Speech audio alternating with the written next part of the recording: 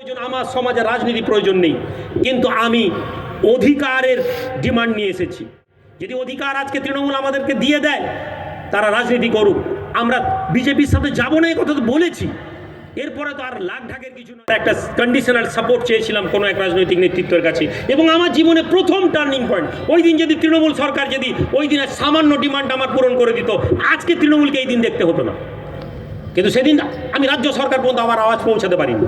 কিন্তু আজ আমি এখান থেকে বলছি, এর আগেও বলেছি, আমি আবার বলছি, রাজনীতি আমার প্রয়োজন, আমার সমাজে রাজনীতি প্রয়োজন নেই, কিন্তু আমি অধিকারের ডিমান্ড নিয়ে এসেছি। যদি অধিকার আজকে তৃণমূল আমাদেরকে দিয়ে দেয়, তারা রাজনীতি করুক, আমরা বিজেপির সাথে যাব না, এই কথা তো বলেছি। এরপরে তো আর লাখ ঢাকের কিছু নয়, কিন্তু অধিকার যদি না দেয়, আমরা আমাদের নিজস্ব প্রতিনিধি তৈরি করব। এ কথা কেন বললাম, আপনি বেরিয়ে যাওয়ার টাইম যেন না মনে করেন যে আপনাকে বিভ্রান্ত দিয়ে ডেকে এখানে পার্টি ডিক্লেয়ার করছি। আমি কেন্দ্রীয় নেতৃত্ব আমাদের বদরুদ্দোজা মাস্টারমশাই বলেছেন, আমি ফয়সাল ভাই সহ আরও যারা মাঝে মামা আছেন, তাদেরকে একটা টিম করে কলকাতায় প্রেস কনফারেন্স করব খুব শীঘ্র ইনশাআল্লাহ। আপনারা রাজি তো? আপনারা একটু সুযোগ দেবেন তো? এবং আমাদের একটু বলি, অল্প অল্প, এমন নয় যে জেলা থেকে বাস নিয়ে যাওয়া, জি, জেলা থেকে বাস নিয়ে যাওয়া এমন নয় ভাইজান।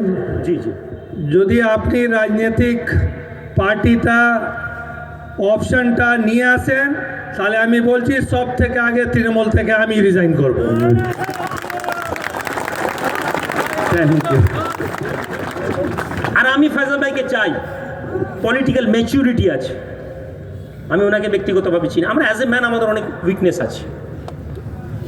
আমি কথা দিচ্ছি, আমরা আমাদের বার্তা আমরা তৃণমূলের কাছে পৌঁছে দিয়েছি।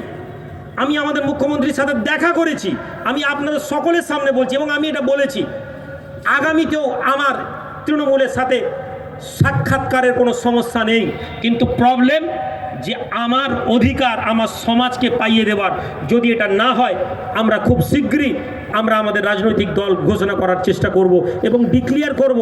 এবং আপনাদেরকে এখানে বলে দিয়ে যাই, এমন একটা রাজনৈতিক দল পূর্ব মেদিনীপুর জেলা থেকে হবে, বিশ্বাস রাখুন। এখানে আপনি মনে করছেন মনে হয় ইমাম সাহেব, মৌলানা সাহেব মনে হয় এমএলএ হবে, না না, কে জানে চণ্ডীপুরের ওই ভদ্রলোক যিনি ইনডাইরেক্টলি রাতের অন্ধকারে আমাদেরকে সহযোগিতা করেছেন, কেউ জানে না তাকে, কে জানে ওই শিক্ষিত ওই ব্যবসায়ী লোকটা আগামীতে চণ্ডীপুর এলাকার এমএলএ হয়ে যাবে, এটা কেউ জানে না। হ্যাঁ, আমরা রাজনীতি করব, আমরা ধর্ম নিয়ে খেলা করছি না। আর শেষ কথা বলি, এলাকা ভিত্তিক যদি হয়, পূর্ব মেদিনীপুর জেলা থেকে 5-7টা এমএলএ, 24 পরগনা থেকে 5-7টা-10টা এমএলএ, মুর্শিদাবাদ থেকে 20-25টা এমএলএ যদি উত্তরবঙ্গ থেকে বেরিয়ে যায়, কল্পনা করুন, আত্মবিশ্বাস নিয়ে আসুন, ভরসা করুন। ভোটে লড়িনি, বিজেপি জিতে গেছে, লোকসভা ভোটে লড়িনি, বিজেপি জিতে গেছে, এবার না হয় হারবে তৃণমূল। দেখি না আমরা কি করতে পারি, দেখি না আমরা আমাদের জেলাতে একটা মডেল বানাতে পারি কিনা, যে মডেল আজকে পশ্চিমবঙ্গে পূর্ব মেদিনীপুর থেকে শুরু হবে, রাজ্য পর্যন্ত আমাদের ফয়সাল ভাই বলেছেন হয়েছে। রামকৃষ্ণ পরমহংসদেব মহারাজের শেষ কথা বলে শেষ করব, জন্মেছ মানুষ হয়ে মানব ধর্ম করো।